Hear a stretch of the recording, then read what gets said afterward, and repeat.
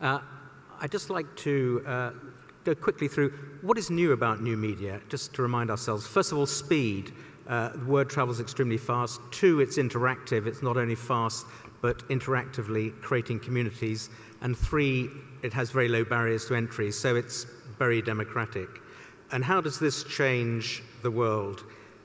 In politics, we've seen in Iran, the Green protests, and in Tunisia, the power of social media to effect change and protest.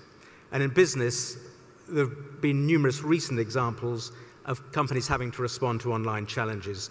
A minor but telling incident just recently was when Gap was forced into a reversal of its plan to change the company's logo by online protest.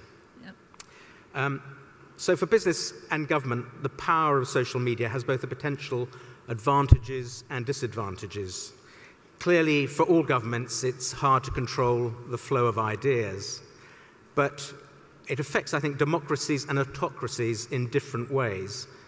For democracies, social media can be an invaluable early sounding board, but walled communities can create intolerance, people talking to the converted. For autocracies, social media can increase the power of dissident voices, but it's still important to recognize that these voices, unlike the anonymous crowd, leave electronic trails that in the long run can lead to tighter government surveillance and control. What are the implications for business? Again, big pluses and minuses. The sheer speed and viral nature of internet communications can lead to much greater reputational risk if your products or services have quality problems or the company is ethically compromised. More positively, it allows instant customer feedback, as in the case of Gap. And social media allows a company to keep in touch with its stakeholders far more, creating its own communities. At this month's Detroit Motor Show, GM and Ford invited more than 120 bloggers and Facebook enthusiasts to share their impressions of their vehicles through social media.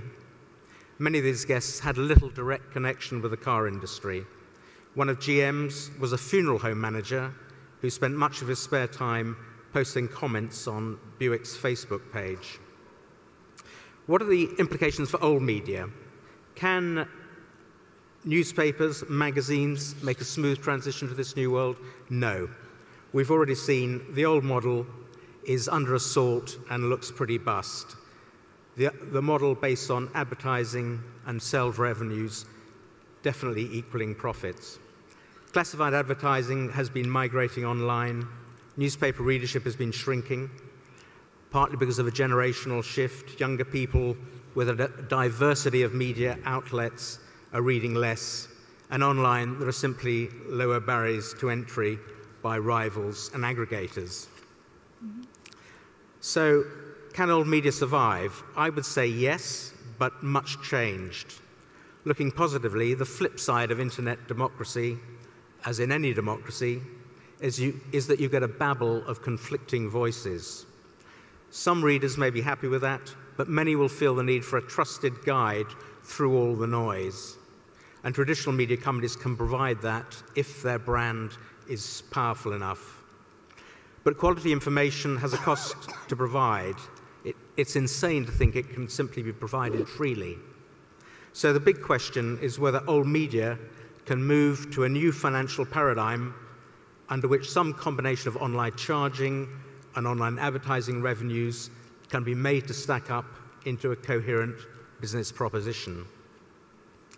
Certainly the Financial Times' experience gives some encouragement to this point of view. We've adopted a policy of being platform neutral. We'll provide content in whatever form our customers find it most useful. But most crucially, we charge for content and have done for years.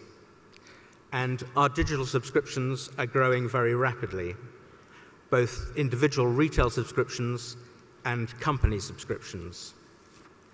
And far from seeing the internet as a threat, we see it as a huge opportunity. We can create FT communities of readers interested in particular aspects of our coverage. This makes customers stickier. We can greatly reduce our production and distribution costs. Online, there's no paper, no petrol, no snow to contend with. and we can extend our reach into parts of the world where it's simply not economic to print copies. We can know readers' preferences better, and advertisers can be sure they're reaching the kind of audiences they want to reach. So, yes, I think old media can survive as long, above all, as we remain paranoid about the challenges of the new world and incredibly nimble to respond to those changes.